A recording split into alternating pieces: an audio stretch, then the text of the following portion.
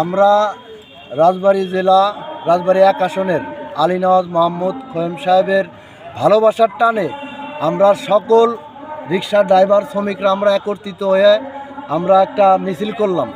আমরা বিগত দিনের সরকারের দেখেছি তারা 17 বছর কি করেছে, তারা 17 বছরে একটা রাস্তা করতে পারে নাই, সেটা হচ্ছে হাসপাতাল রোড। আর খোয়েম সাহেব যখন পৌরসভার মেয়র ছিল রাজবাড়ী যে সুন্দর একটা রাস্তা করছে, পৌরসভার ফার্স্ট ক্লাস পৌরসভা ছিল, সেই নামের উপরে এই 17 বছর ফেসিবাদী সরকার আমলিগের দোসররা তারা শুধু তার উপরে ঘুষে ঘুষে খাইয়ে গেছে, কোনো কাজ করে নাই।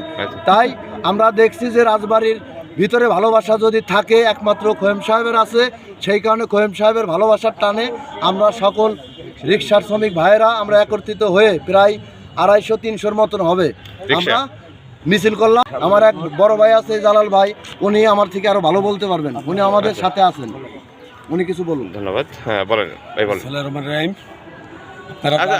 আগে আপনার পরিচিত হই, আপনার নাম কি? আমার নাম মোহাম্মদ জালাল মোল্লা। আচ্ছা, আপনার রাজবাড়ী রিক্সা ভ্যান শ্রমিক দলের সভাপতি।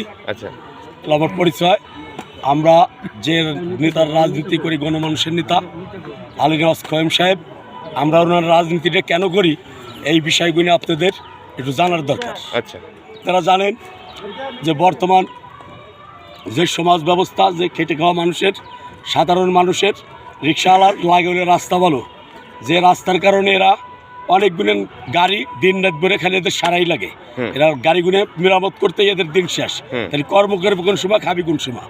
আমাদের নেতার কাছে আমাদের দাবি, উনি রাজবাড়ী জেলার এমপি তো অবশ্যই হবে। আমরা মা বোন, আমরা শ্রমিক, সাধারণ শ্রমিক, খেটে খাওয়া মানুষ, ওনাকে ভোট দেবো।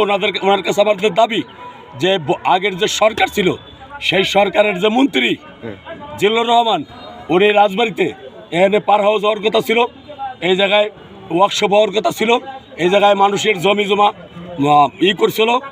তারপরে উনি সেই টাকা পয়সা মারিয়ে নিয়ে যে পলায়া গেছে এই দেশ ছাড়িয়ে, আমরা আমাদের নেতার কাছে আমাদের দাবি যে রাজবাড়িতে উনি এমপি হবে, উনি মন্ত্রিত্ব পাবেন।